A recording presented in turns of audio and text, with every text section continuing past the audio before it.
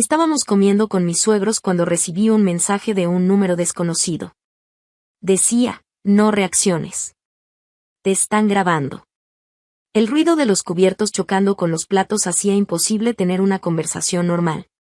Mi suegra sonreía demasiado. Mi cuñado ni me volteaba a ver. Y mi esposo, él comía como si fuera un almuerzo cualquiera, como si nada pasara. Hasta que mi celular vibró en silencio sobre mis piernas. Otra vez, un número desconocido. El mensaje era corto, pero me congeló. No reacciones. Te están grabando. Tragué saliva y seguí sonriendo, pero por dentro mi cabeza daba vueltas. ¿Me estaban grabando?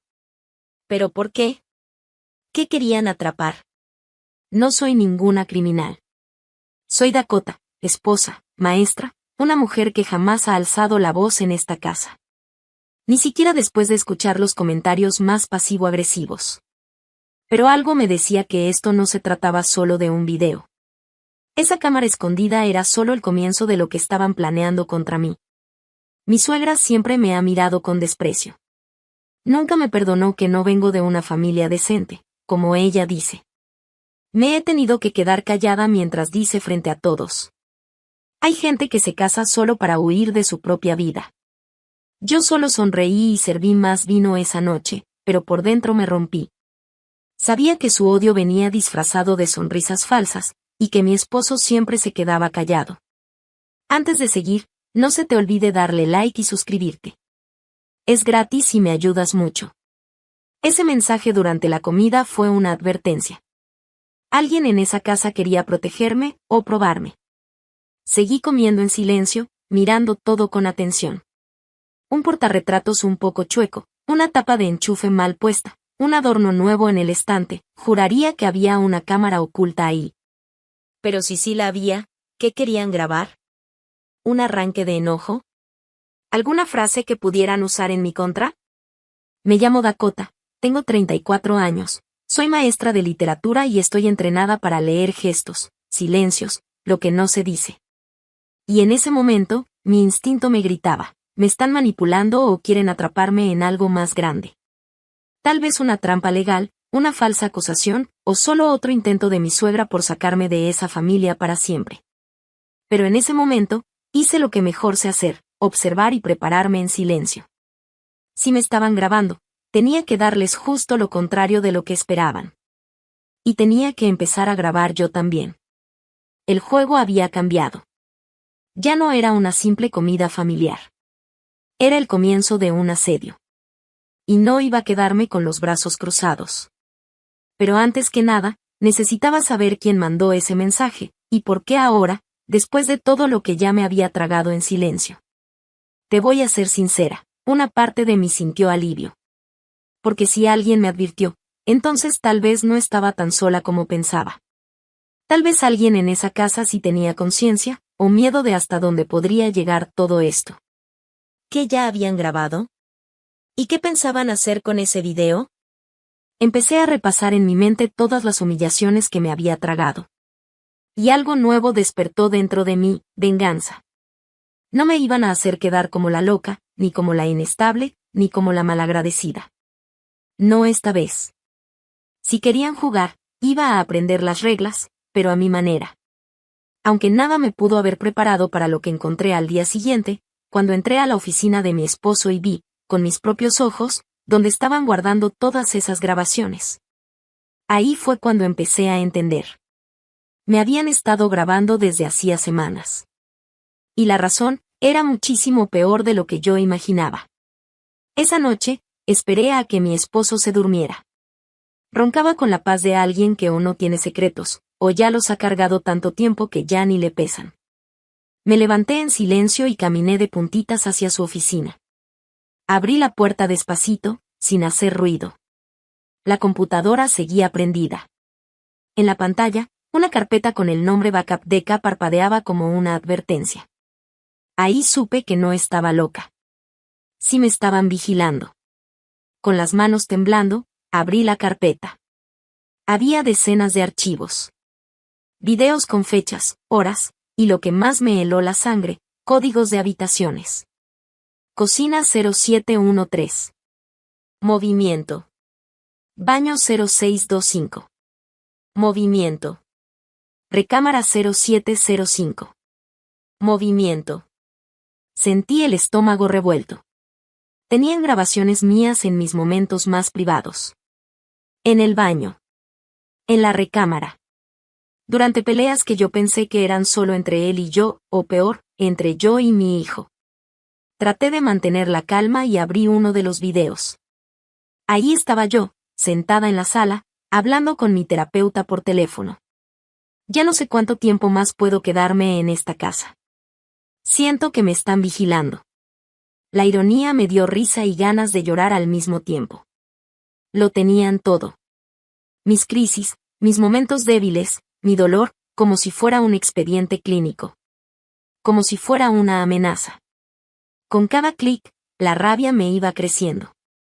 No solo me grababan. Estaban juntando pruebas contra mí. Y lo peor, editaban los videos. Cortaban partes, movían el orden de mis palabras. Me di cuenta porque reconocí mi ropa. Una blusa que solo me puse después de esa llamada aparecía en un video anterior. Estaban inventando una historia. Pero, ¿para qué? ¿Qué querían demostrar? ¿Que yo estaba loca? ¿Inestable? Regresé al cuarto sin hacer ruido, pero algo en mí ya no era igual. Sí, me dolía. Sí, me sentía humillada. Pero también me sentía determinada. Esto ya no era un problema familiar. Esto era un delito. Un ataque directo a mi privacidad. Y yo no iba a seguir siendo la víctima callada. Tenía que protegerme. Adelantarme a ellos. Si ellos grababan, yo también iba a grabar. Pero no en secreto. De una forma que no dejara lugar a dudas. Al día siguiente, compré un disco duro externo y copié todo. Hice respaldos. Puse contraseñas. Creé un correo nuevo que nadie conocía y me envié los archivos ahí. Después fui a la escuela donde trabajo y pedí una licencia médica por estrés agudo. El director trató de ocultar su sorpresa, pero me la aprobó. Necesitaba tiempo. Silencio. Y un plan. Porque la venganza ya no era solo una idea, era un camino. Pasé los días siguientes en una biblioteca pública, lejos de sus ojos. Revisé cada video, uno por uno. Fechas. Horas. Conversaciones. Hasta que encontré lo peor. Un video de mi hijo en su cuarto, hablando con su abuela. Y ella diciéndole, palabra por palabra. Muy pronto, tu mami se va a ir, y la casa va a ser tuya. Se me heló la sangre. Estaban usando a mi hijo contra mí. Convirtiendo su infancia en un arma. Ahí fue donde el dolor se convirtió en acero. La humillación, en gasolina. Querían sacarme de esa casa. Tal vez hacerme ver como una mamá incapaz. Tal vez hasta acusarme de manipulación parental. Pero yo no iba a esperar sentada a que me destruyeran. Si querían acabar con mi imagen, yo iba a mostrar la verdad. Su verdad. Y al día siguiente, visité un despacho de abogados especializado en abuso emocional y vigilancia ilegal. Porque esto, ya no era solo una traición. Era un caso real de violación a la privacidad. Y yo iba a denunciar a cada uno, sin avisar. Con la ayuda de una abogada, presenté los primeros documentos. Cuando ella vio los videos, solo dijo. Ellos mismos se cavaron su tumba. Empezamos el proceso legal en secreto. Pedí un peritaje de todo el material, solicité una orden de protección para evitar que usaran a mi hijo en mi contra, y autoricé una investigación completa sobre las cámaras ocultas en la casa. Lo más irónico de todo, esos videos, los que ellos grabaron para perjudicarme, ahora iban a servir para incriminarlos a ellos. Pero todavía faltaba algo, exposición. Tenía que quitarles la máscara a todos. Y para eso necesitaba el escenario perfecto. Un lugar donde todos estuvieran presentes, donde nadie pudiera escapar de la verdad. Así fue como decidí organizar una cena de cumpleaños para mí misma. Pero esta vez, el regalo sería para ellos, una caja con una pantalla, y todo lo que me habían robado. Pero antes de eso, pasó algo que casi lo arruina todo. Una nota dentro de la mochila de mi hijo cambió por completo el rumbo de mi plan. La encontré doblada entre sus cuadernos. Escrita a mano, con letra cursiva, sin firma. Solo decía: tienes que irte. Van a usar al niño. Se me paralizó el cuerpo. Eso no era una suposición. Era una advertencia directa. Alguien de adentro sabía más de lo que aparentaba. Y lo único que todavía me mantenía ahí era la necesidad de justicia. Me quedé minutos con la nota en la mano, temblando. Empecé a repasar cada conversación, cada comportamiento reciente. Recordé algo que me dijo mi suegra unos días antes. Danny ha estado tan callado, como si supiera algo que no debería. En ese momento lo tomé como otro comentario pasivo-agresivo. Pero ahora, todo tenía sentido. Estaban tratando de volver a mi hijo contra mí. Como si yo fuera un estorbo. Como si fuera descartable. Fui directo a su cuarto, con el corazón latiéndome en la garganta. Me senté junto a su cama y, con toda la ternura del mundo, le pregunté: «Amor, ¿alguien te ha dicho cosas raras sobre mamá?» Dudó. Miró hacia la puerta, como si tuviera miedo de que alguien lo escuchara. Y luego susurró: «La abuela dijo que tú me quieres llevar y que nunca vas a volver». Se me fue el aire. Esto era peor de lo que imaginaba. Le dije que nada de eso era cierto. Que jamás le haría daño. Que nadie tiene derecho a mentirle así. Pero vi el miedo en sus ojos, y también la duda. Les estaba funcionando. Poco a poco, me estaban borrando de su memoria. Estaban usando su inocencia como arma. Eso, nunca lo iba a perdonar. Lo que empezó como una venganza silenciosa ahora tenía un nuevo propósito. Proteger a mi hijo. Al día siguiente, tomé una decisión drástica. Llevé la nota con mi abogada y le pedí incluir una cláusula de emergencia. Solicitamos al juez suspender temporalmente el contacto de mi suegra con el niño, por señales claras de manipulación emocional. Ella estuvo de acuerdo. Si el juez lo aprueba, vas a tener más libertad para actuar, me dijo. Y eso fue lo que hice. Esperé en silencio mientras el juzgado revisaba la solicitud. Y en casa, la tensión se podía cortar con un cuchillo. Mi esposo empezó a actuar raro. Llegaba temprano a la casa, revisaba cajones cuando pensaba que no lo veía. Una noche, intentó meterse a mi computadora. Lo vi reflejado en la ventana. Sabía que algo se venía, pero no tenía idea de que ya estaba en marcha. Yo estaba jugando su juego, sí. Pero con mis reglas. Y ninguno se imaginaba nada. El viernes me llegó la orden del juez. Mi suegra no podría acercarse a mi hijo por tiempo indefinido. Sonreí en silencio. No por venganza. Por alivio. Por primera vez, estaba protegiendo lo que más amo. No importaba cuántas mentiras dijeran, cuánta manipulación hicieran o cuánto me traicionaran. Yo iba a pelear. Y esta vez, iba a ganar. Ese día, algo en mí renació. Y con eso, también nació una frialdad que no sabía que tenía. La noche siguiente, mi suegra llegó a mi puerta gritando como loca. «¿Qué hiciste, malagradecida?». Se desquitaba desde la banqueta. Mi hijo le escuchó y salió corriendo al patio trasero. Yo solo cerré la puerta. Sabía que esa desesperación era solo el comienzo. Pero lo que hizo después, me agarró completamente desprevenida. Y por un momento, casi me hizo dudar de mi propia cordura. A la mañana siguiente, encontré mi coche rayado por todos lados. Pintado con letras blancas. Loca, monstruo, mala madre. Mi hijo lo vio antes que yo. Se quedó congelado en la banqueta, leyendo esas palabras como si tratara de entenderlas. Me agaché junto a él y le dije: «Alguien muy triste hizo eso». Por dentro, yo hervía. Sabía perfectamente quién había sido. Otro golpe barato para intentar quebrarme. Llamé a la policía e hice el reporte. Tomaron fotos, hicieron preguntas, pero fueron claros. Sin cámaras en la calle, sería difícil probarlo. Me quedé callada. Sabía que ella contaba con eso, con la impunidad.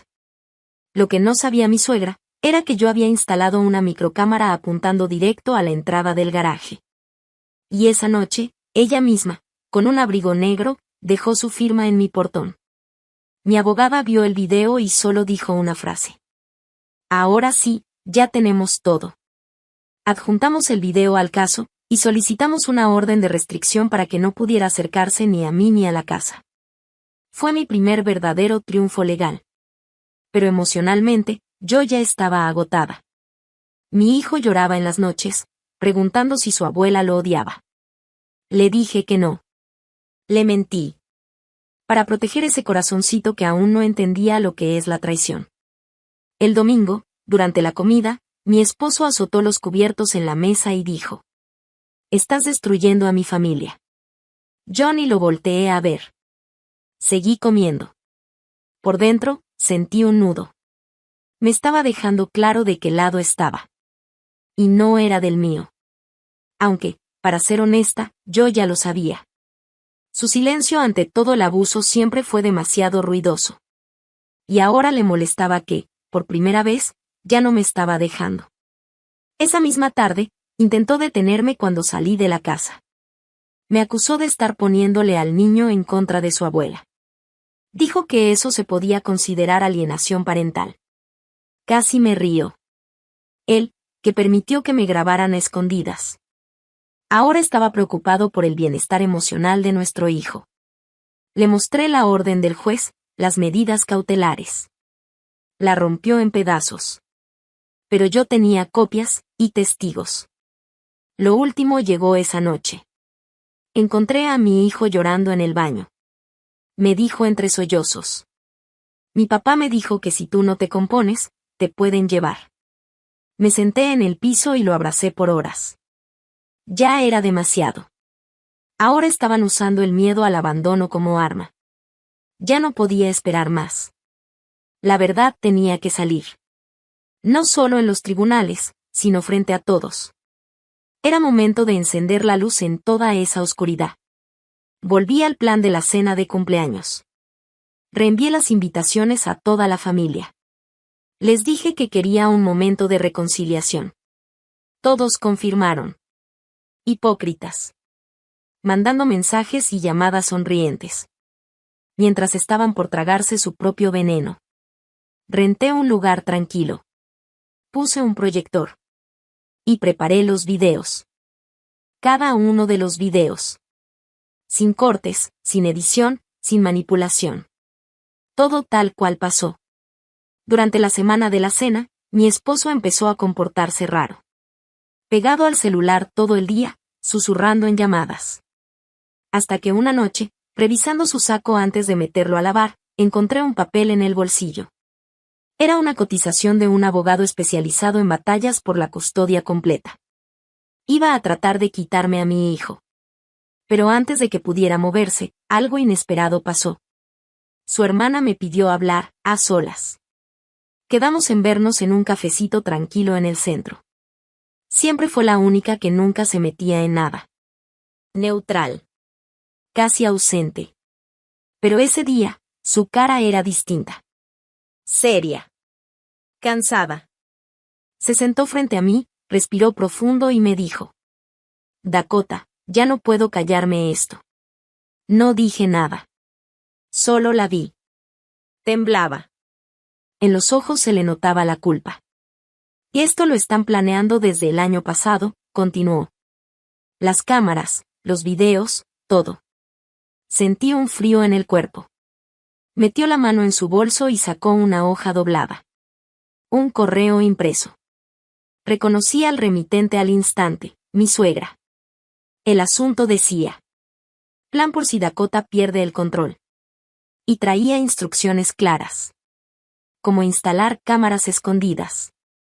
Fechas sugeridas.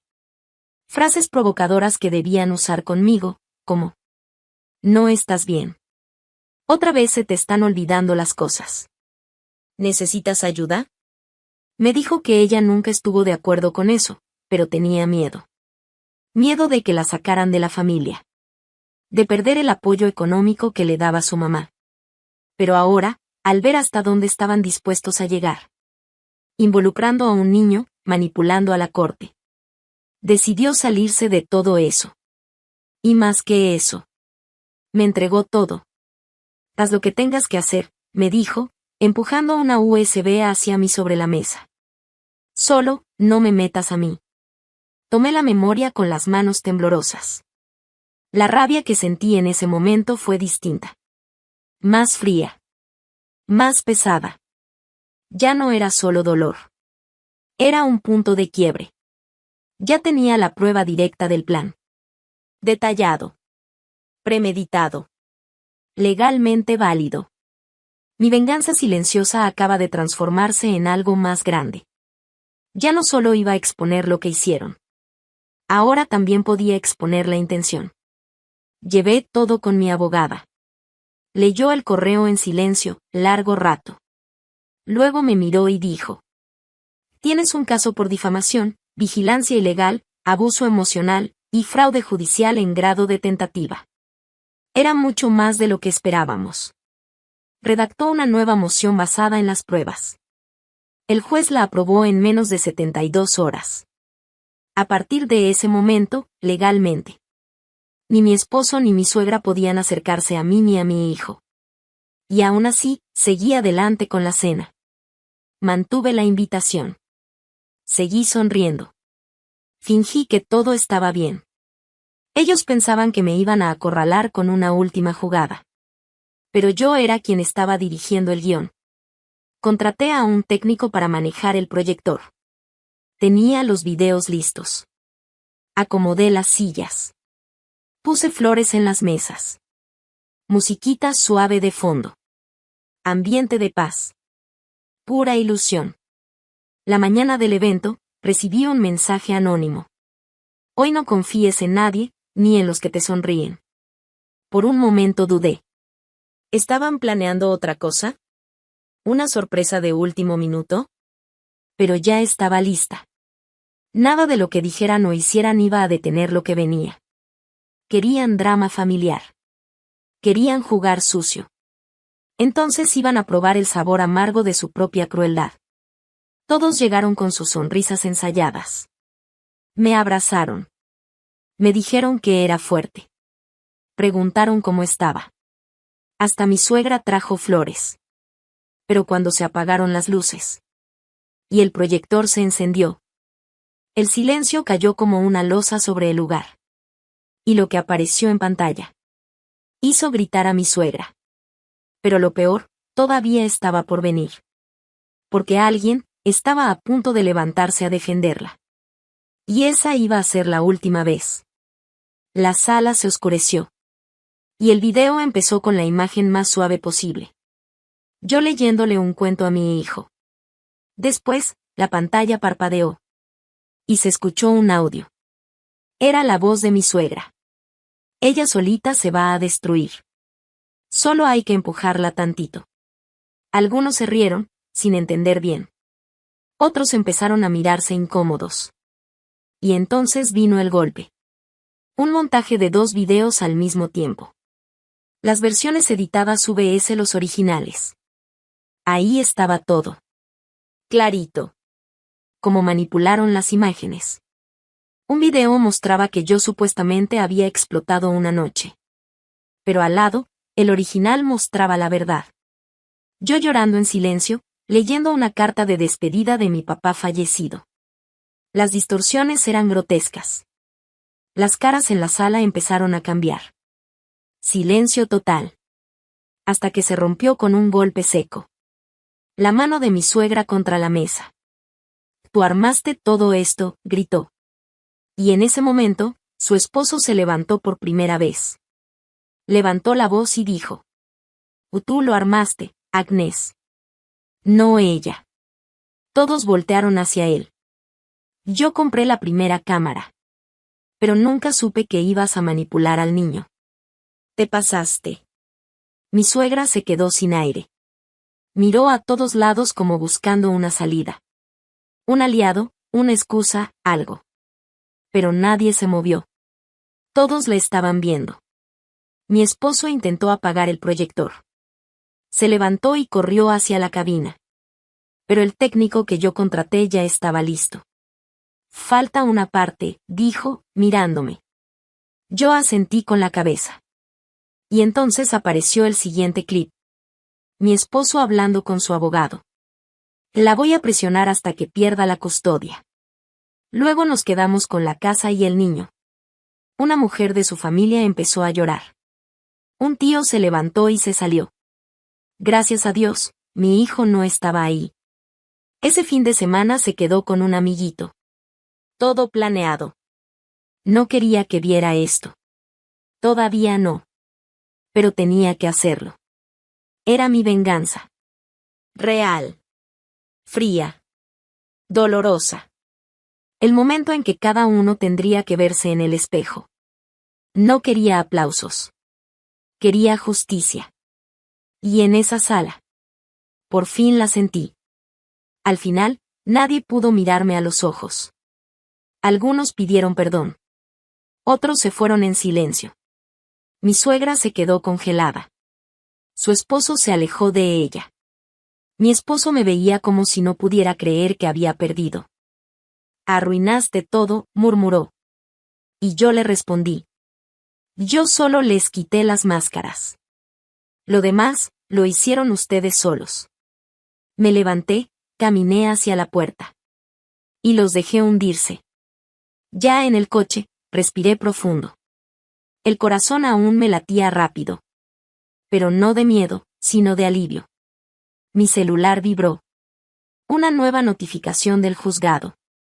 La jueza había aprobado. Custodia temporal completa para mí. Con orden de no contacto absoluto hasta la próxima audiencia. Las palabras en la pantalla se sintieron como un abrazo. Había ganado. Pero todavía faltaba algo.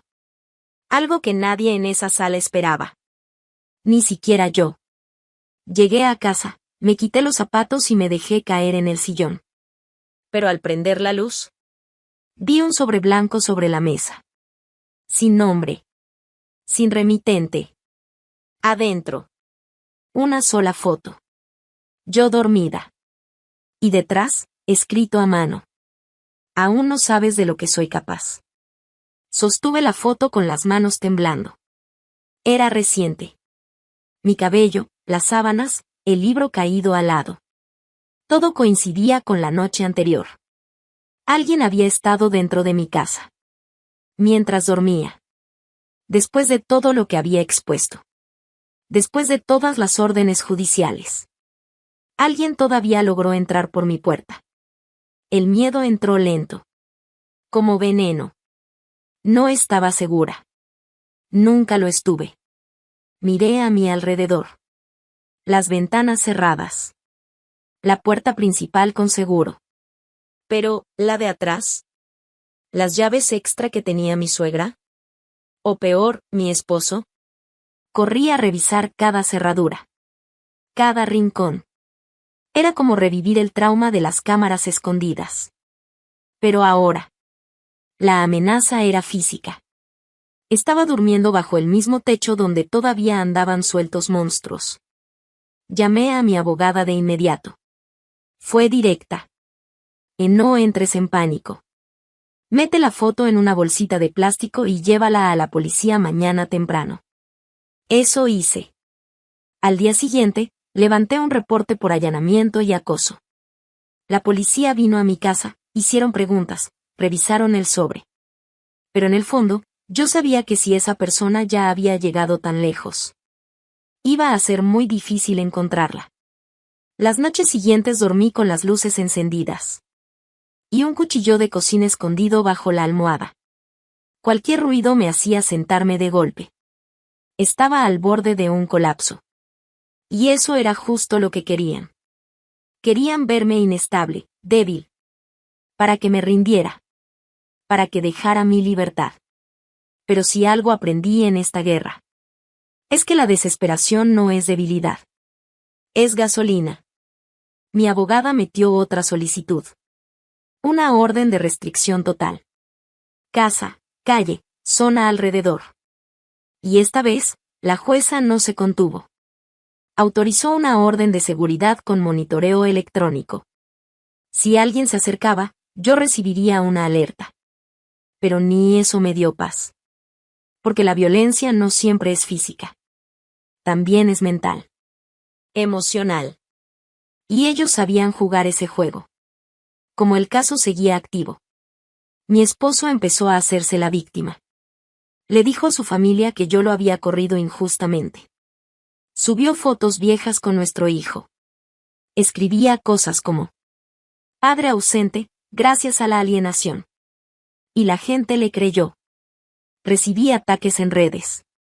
Me llamaban cruel, inestable, interesada. El dolor regresó. Pero esta vez, yo tenía armadura. Creé una cuenta anónima.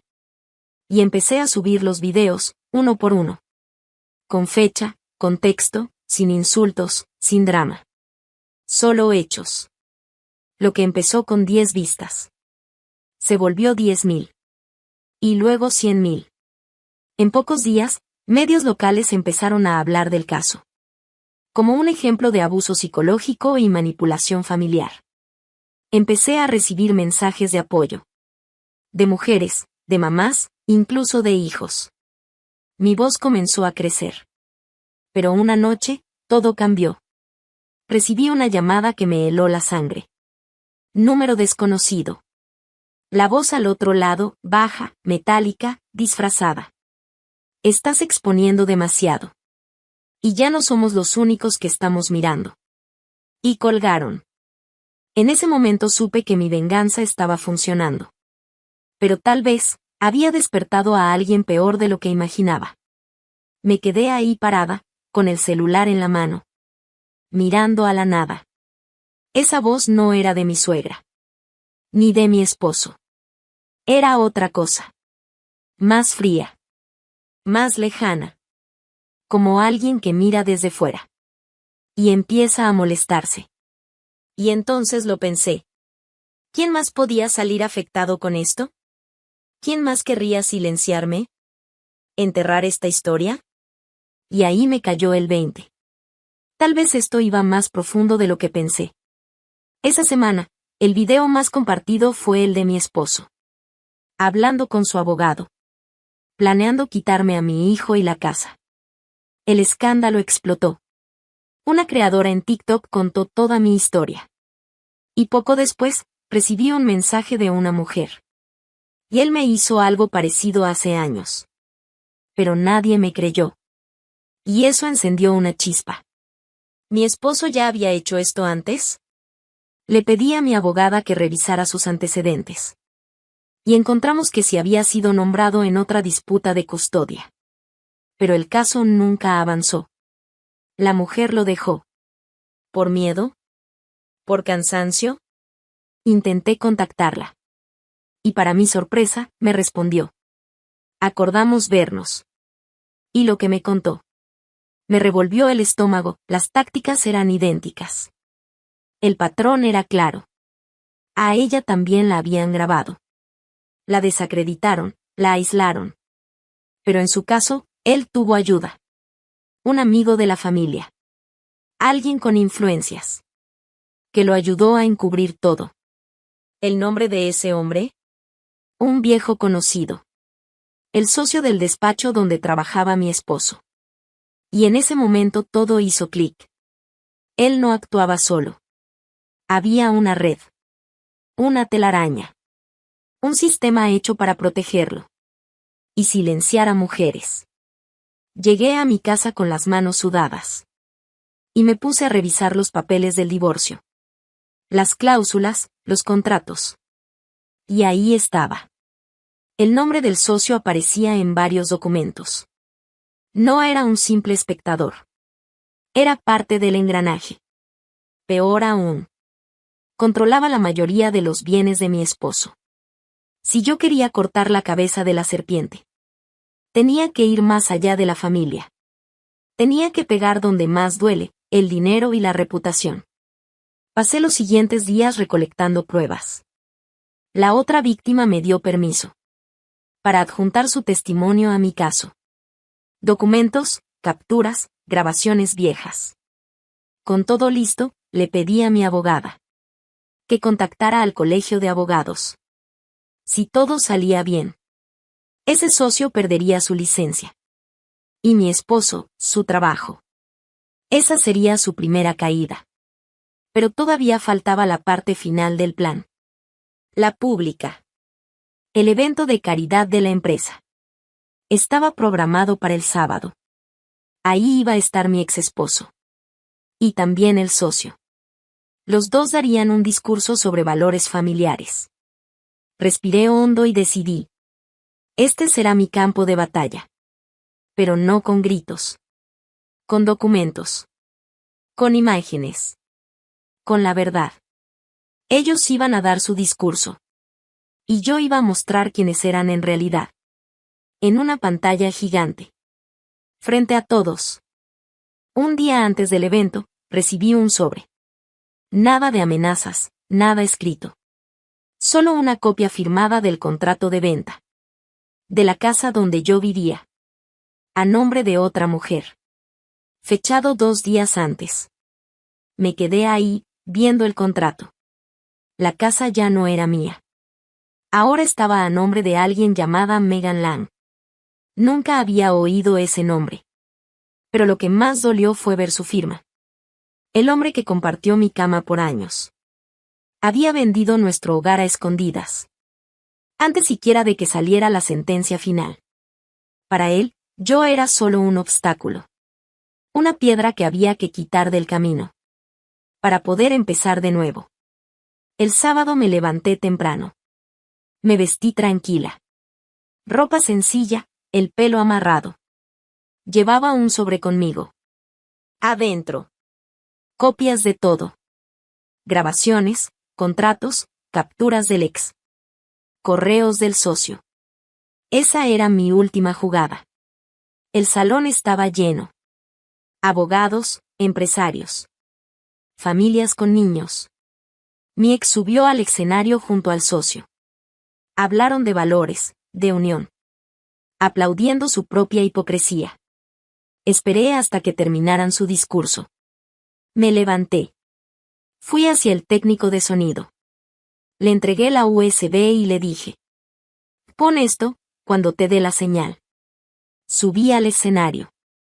Tranquila. Casi con una calma que asustaba. Tomé el micrófono. Respiré. Y dije. Perdón por la interrupción. Pero creo que todos aquí merecen ver el legado real de estos hombres. El silencio fue absoluto. Y entonces, empezó el video. Videos, documentos, pruebas. Todo en alta definición. Proyectado frente a todos. Mi ex intentó correr hacia la cabina de sonido. Pero los de seguridad lo detuvieron. El socio se puso blanco. Se cubrió la cara con la mano. Algunos se fueron. Otros sacaron sus celulares y empezaron a grabar. Nadie dijo una palabra. Durante varios minutos. Solo se escuchaba la verdad retumbando en las paredes. Esa fue mi venganza. Sin gritar. Con hechos. Con valor. Con justicia. Bajé del escenario sin mirar atrás. Y en el estacionamiento. Ahí estaba mi abogada, esperándome. ¡Felicidades! Hiciste lo que nadie más se atrevió a hacer. Al día siguiente, los 2 hombres fueron suspendidos del despacho. Se abrió una investigación oficial. La empresa perdió patrocinadores.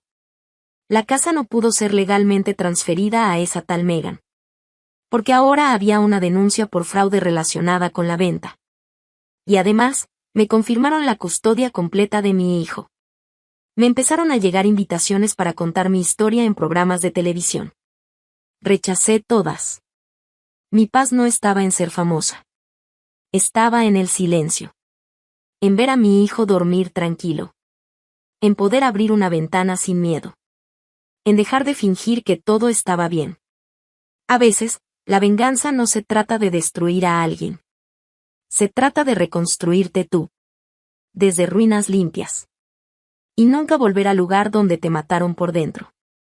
Meses después, Me enteré que mi ex se había ido de la ciudad, solo. La nueva mujer lo dejó cuando supo de las acusaciones. Su mamá fue demandada por acoso y el juez le ordenó alejarse de nosotros. Y el socio perdió su licencia y su reputación. Vi una nota en internet donde decía que ahora trabajaba repartiendo comida en otro estado. Irónico. Pasaron su vida queriendo borrar a mujeres como yo. Y al final, se borraron solos. Pero esa noche, ya tarde y con lluvia. Antes de dormirme, recibí un último mensaje. De un número desconocido. Era una foto de una casa. El texto decía: ganaste. Pero luego pensé: tú sabes que esto nunca termina de verdad, ¿verdad? Me quedé ahí, viendo la pantalla, congelada. Busqué la dirección. Era real. Una casa nueva, en un fraccionamiento lejano. Pero lo que más me inquietó no fue la foto. Fue el tono del mensaje.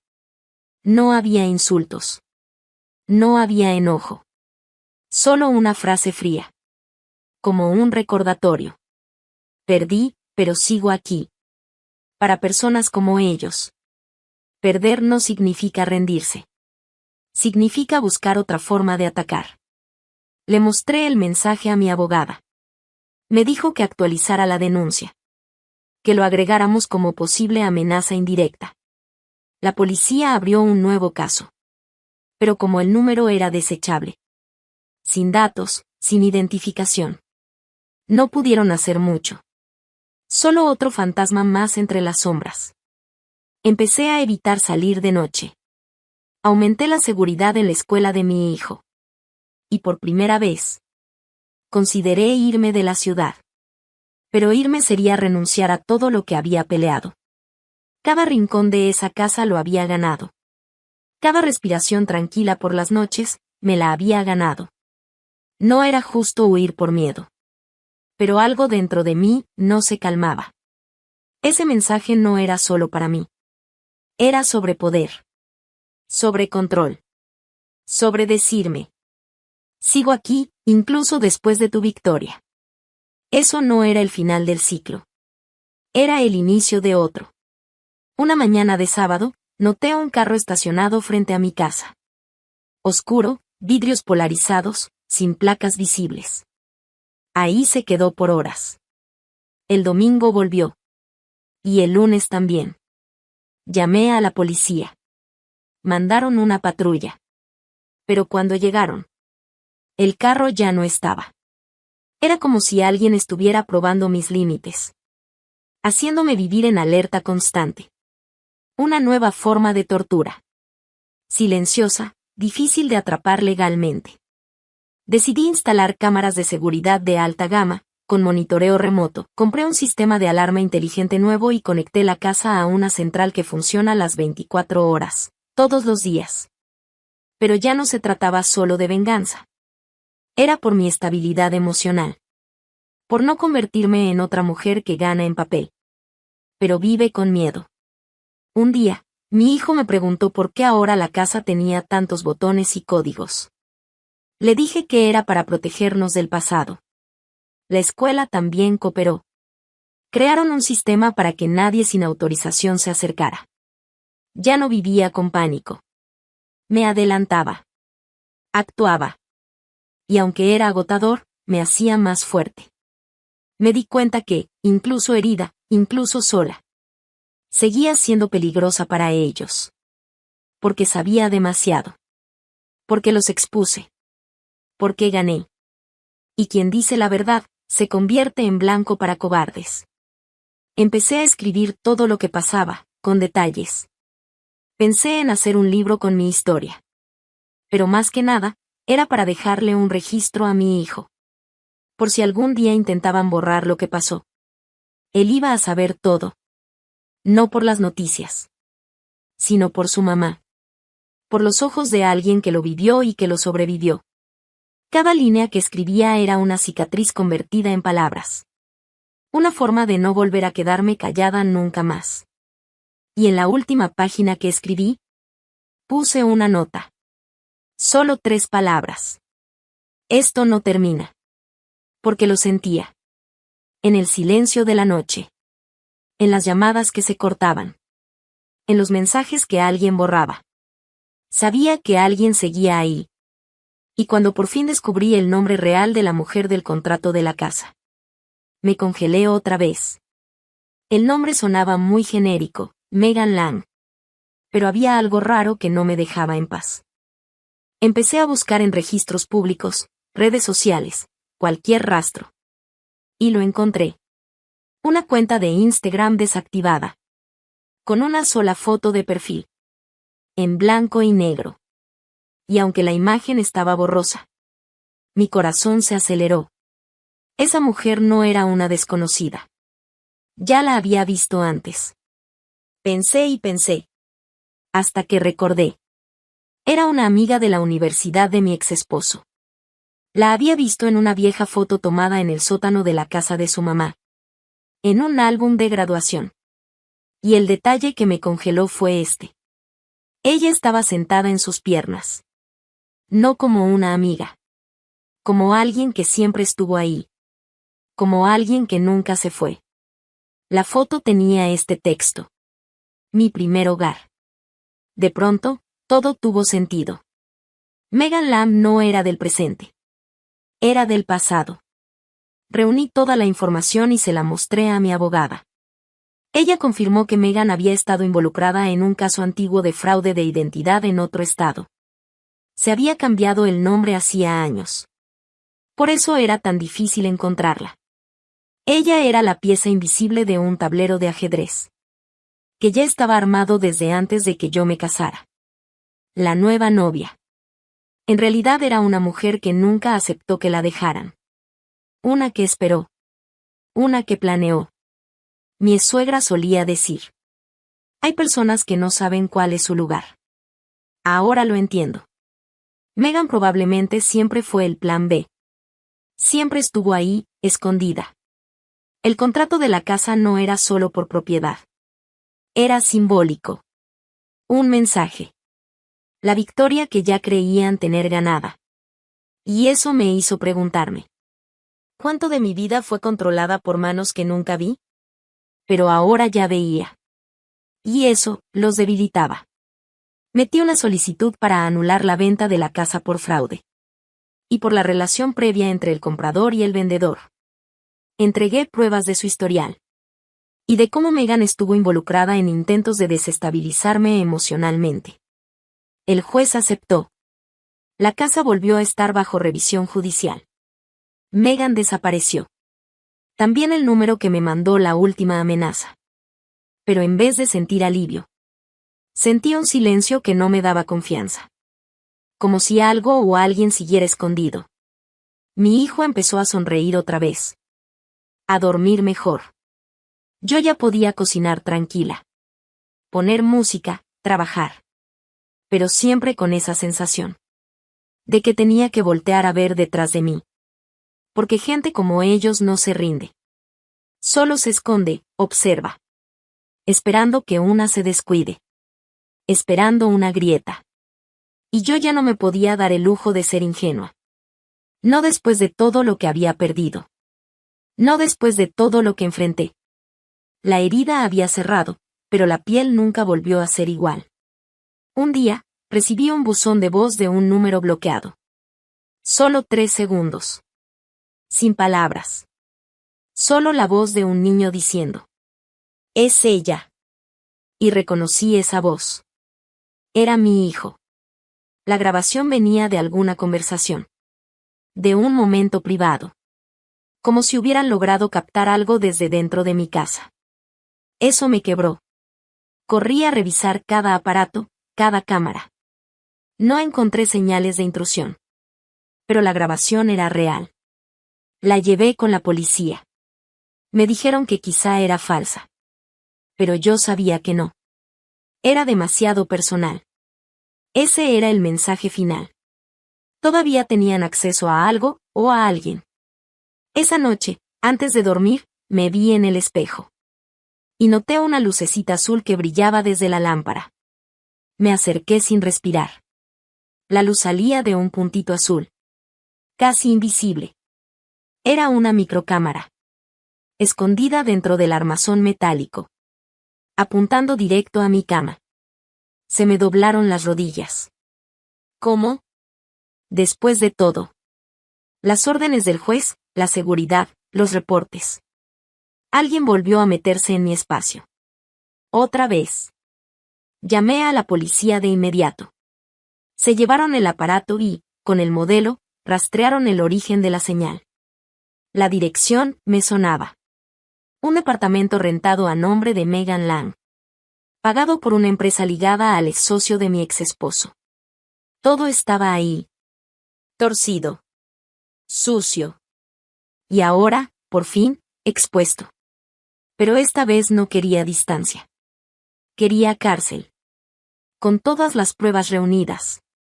Mi abogada presentó cargos formales. Acoso. Violación de una orden judicial. Invasión de privacidad. Poner en riesgo a un menor. El juez no dudó. Expidieron una orden de cateo. La policía tocó la puerta de Megan a plena luz del día. Adentro del departamento encontraron más equipos. Notas.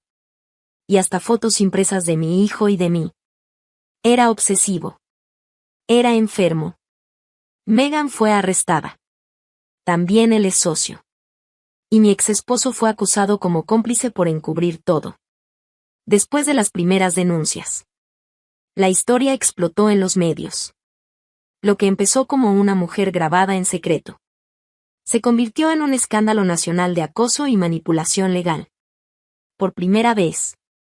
Vi los tres rostros en las noticias. No como ganadores, sino como criminales. ¿Y yo? Yo volví a vivir. Me mudé a otra casa. En un pueblo más pequeño. Con nuevo trabajo. Elegí una calle cerrada, con vecinos mayores y flores en todas las ventanas. Mi hijo ahora se ríe más. Va creciendo tranquilo. Sabe lo básico de lo que pasamos. Nunca volví a recibir una amenaza. Nunca más vi un carro estacionado afuera. Nunca más dormí con un cuchillo bajo la almohada. Hoy, cuando me miro al espejo, ya no veo a la mujer agotada que le tenía miedo a su propio hogar. Veo a una sobreviviente. A una madre. A una fuerza. Y si alguien algún día intenta borrarme otra vez, espero que sepan esto. Ya fui a la guerra con mi propia familia. Y regresé con sus cabezas en una bandeja.